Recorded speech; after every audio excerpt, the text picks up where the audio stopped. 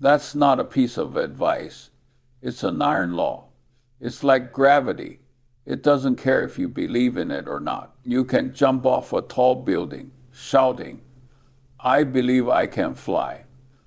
The result is going to be the same. The world of investing. Borrowed money times is times that tall building, and sooner or later, you're going down. Why? Because the road you're on doesn't lead to financial freedom. It leads to sleepless nights. A man who can't sleep soundly, no matter how much he has, is just a poor, miserable wretch.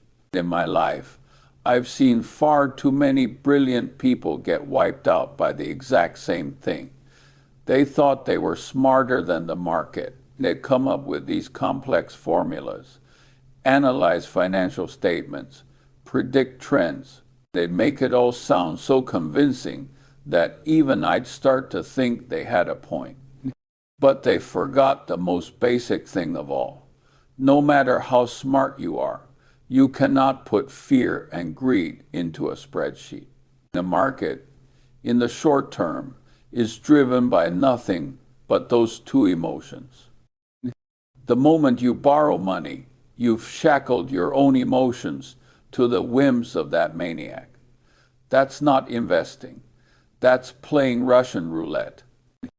I love that analogy you used, driving at 120 miles an hour just to save a few minutes. It's so vivid. I see these young folks all the time, every one of them thinking they're a world-class race car driver with superhuman reflexes. They laugh at us old-timers for driving slowly, saying we don't understand efficiency, that we're missing opportunities. They get a thrill from the speed, watching the world blur past them, feeling like they've left everyone else in the dust. And I'll admit, when the road is clear, they look damn impressive. But the road of life isn't a racetrack. It's full of unexpected nails and rocks, and a blowout never happens when you're prepared for it.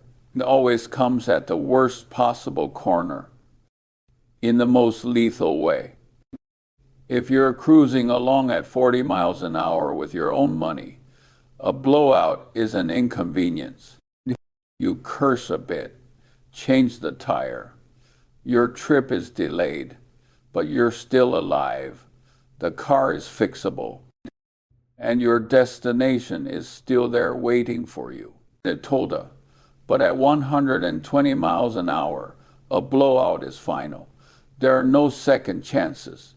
The car is totaled. The driver is gone. Game over.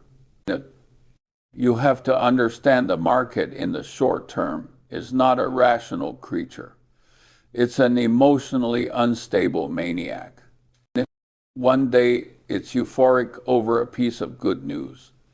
The next, it's hiding in a hole because of a nasty rumor. Trying to predict its next move is like trying to guess whether a drunk will stumble left or right. It's a fool's errand. There's no logic to it. You're using your own money. You can afford to ignore him. Let him have his tantrum while you go about your business. You just hold on to your good companies like you're holding a chest of gold, and you let the storm pass.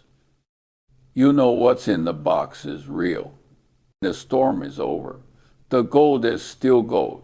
It might even be worth more.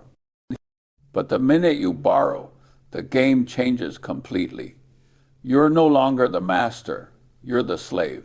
You no longer have the right to remain calm. You're forced to dance with the maniac. When the market is roaring, you might make more than anyone, and you'll feel like a genius.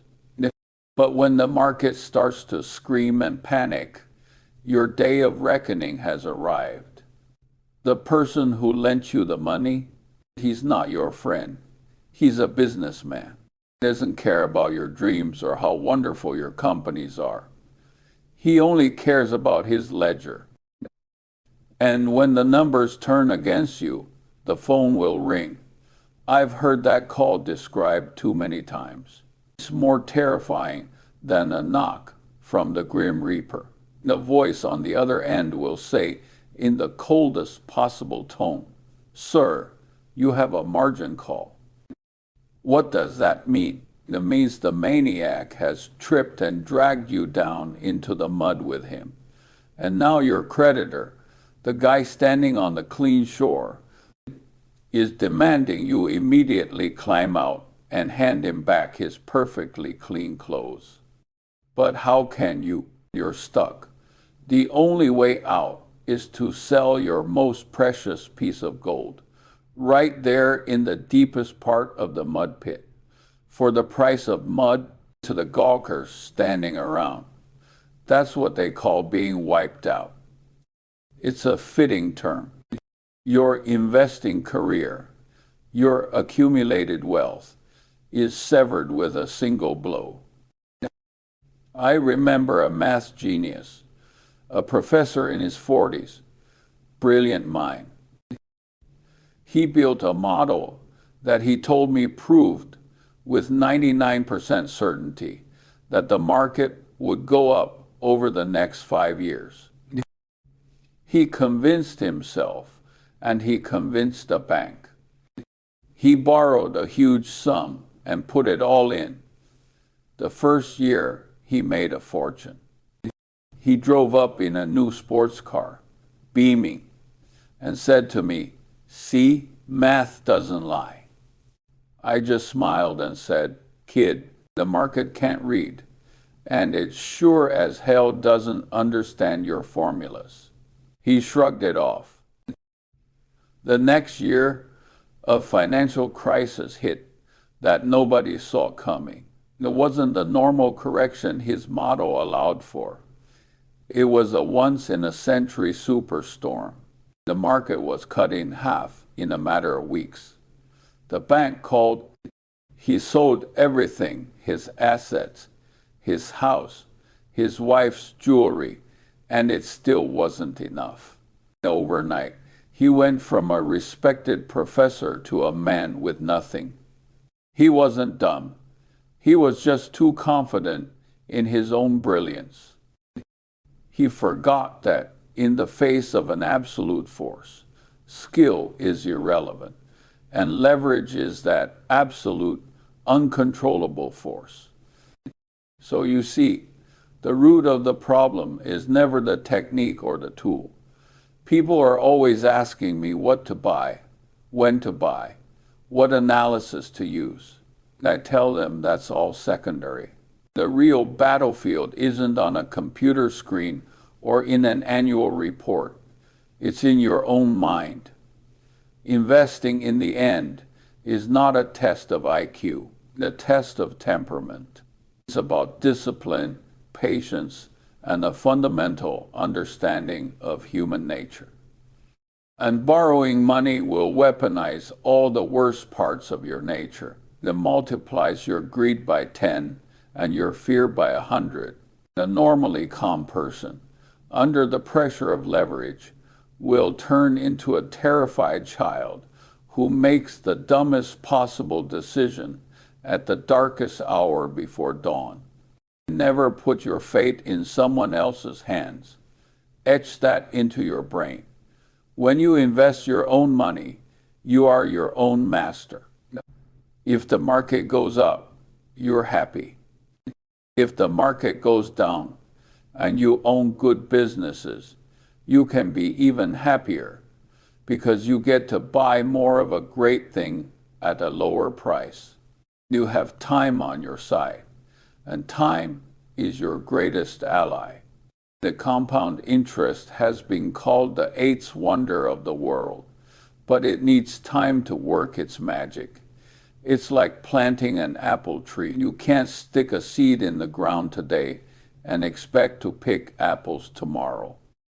You have to water it, fertilize it, and wait patiently. It might be 3 years, it might be 5, before you see the first fruit. But if you wait, it will give you more and more apples every year. eventually more than you can possibly eat. Borrowing to invest is making a deal with the devil. The devil gives you a magic seed and tells you it will grow into a giant tree laden with golden apples by tomorrow. You're thrilled and you plant it. The next day, sure enough, there's the tree shimmering. But then the devil shows up. The apples are ripe, he says, but there's a hurricane coming. The tree might fall. You have to pick every single apple right now and give them to me, or you'll lose the tree itself. So there you are, in the middle of a raging storm, desperately picking unripe fruit and handing it over to the devil. You got to witness a brief miracle, but you lost everything. Meanwhile, the fellow who used his own money to plant a normal tree is inside, sipping tea. In horror, he knows his tree's roots run deep and the storm won't knock it over. When the weather clears, his apples will be even bigger and sweeter. The slow way is the fast way. Young people today probably don't want to hear that. Everything moves so fast. Everyone wants to get rich overnight, to find a shortcut. They see their neighbor make a killing with leverage and they get that itch. They think if they don't do the same, they're a fool who missed the train of the era. Kid, let me tell you, every generation has one of these trains of the era. And every generation, hordes of people get thrown from that speeding train and are smashed to pieces. The only people who reliably reach the destination are not the ones chasing the train, but the ones who were patiently laying the tracks, one tie at a time. They look slow, even foolish, but every step they take counts. Every brick they lay is their own. I have an old friend who built a very successful business. When he retired, he handed the company to his son and started investing his nest egg. He was very prudent, used only his own money, and bought wonderful blue chip companies we all know. But he had a terrible habit. He was obsessed with the daily fluctuations. He'd stare at the screen for 10 hours a day. If the numbers were up, he was ecstatic. If they were down, he was miserable. He'd call me in the middle of the night, worried sick, because one of his stocks dropped 2%, asking if it was a catastrophe.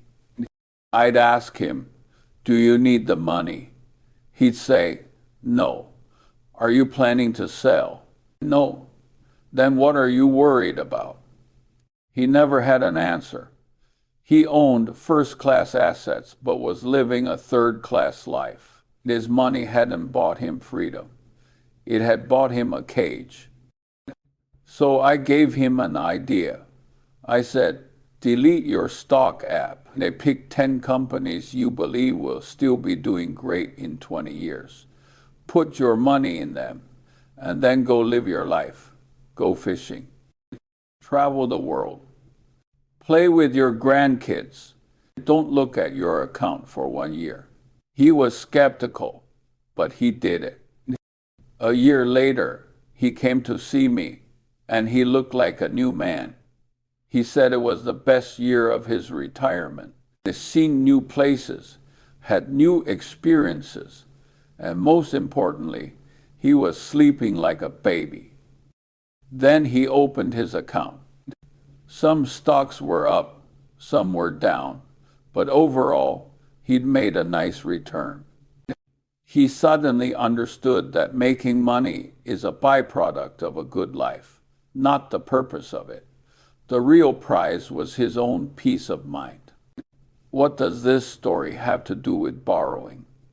Everything.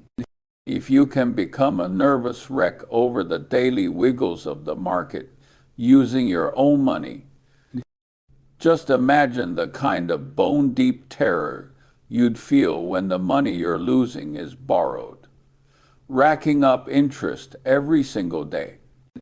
That kind of pressure drives people insane. You lose all judgment. Your world shrinks until there's only one thought left in it.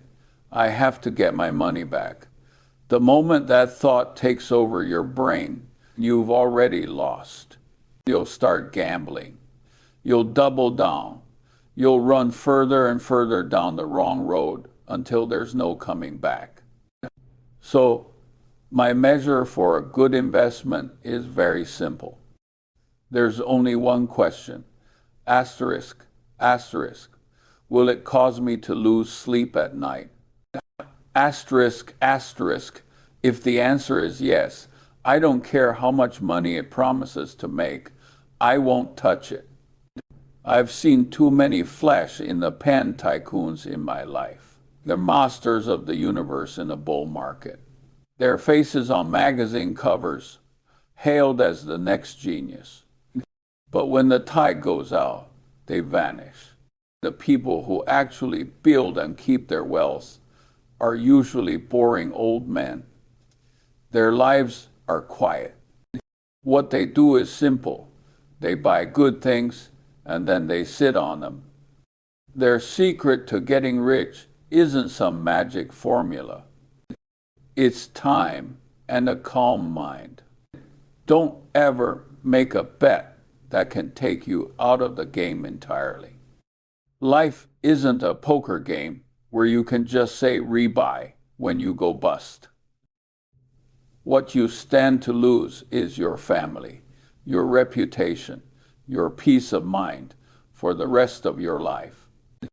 The risk is completely out of proportion to any potential reward.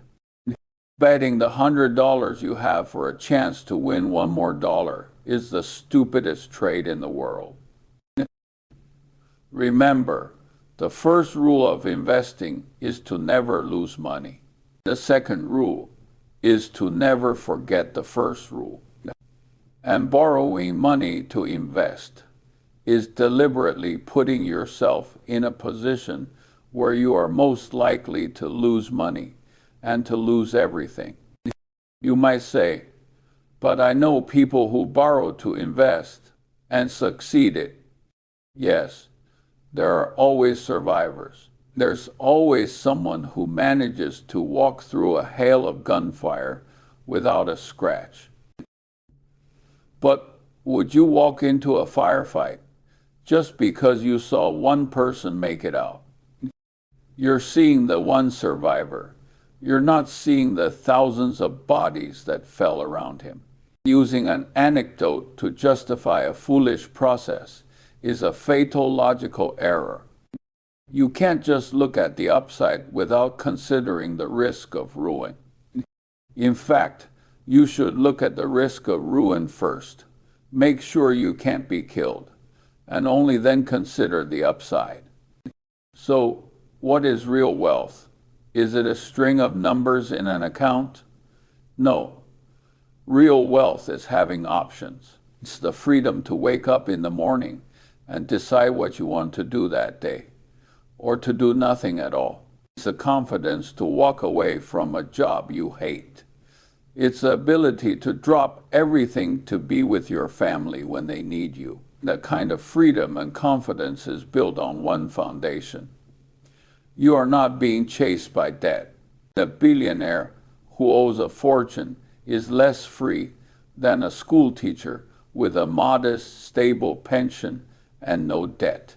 The former is a slave to his obligations. The latter is at peace. I once knew a man who made a vast fortune early on through a series of risky, leveraged bets, but he never stopped. His leverage just got bigger and bigger. He lived in a mansion on a hill, drove limited edition sports cars, and lived a life everyone envied. But I visited him once and saw several different kinds of prescription sleeping pills on his desk. He smiled at me and said, You know, I envy you. I haven't had a night of natural sleep in years. In that moment, looking at his face, worn down by anxiety, I didn't feel a shred of envy. I felt sorry for him.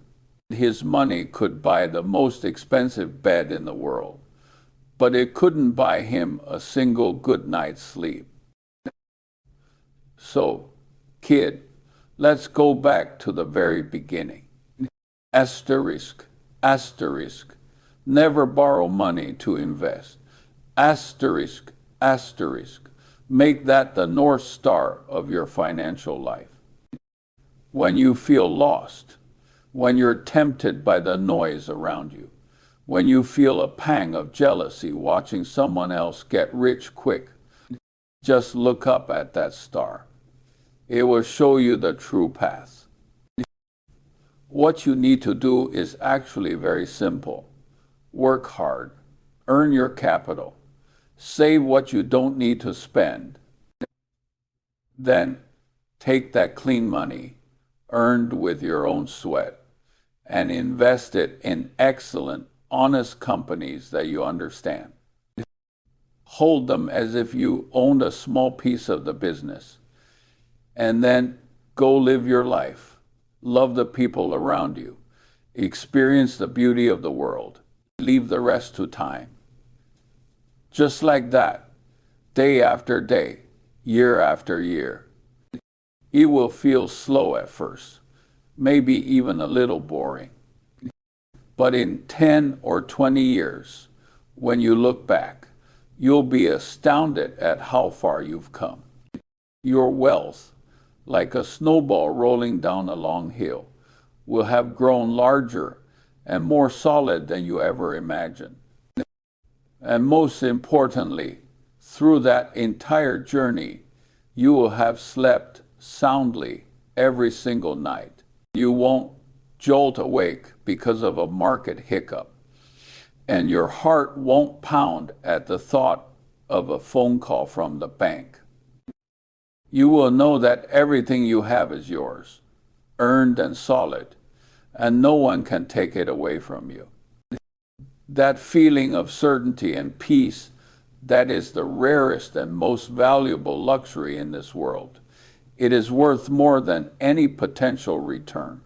You remember my words. Use your own money, buy good things, and then just sit there. Asterisk, asterisk, treat a good night's sleep as your highest return on investment.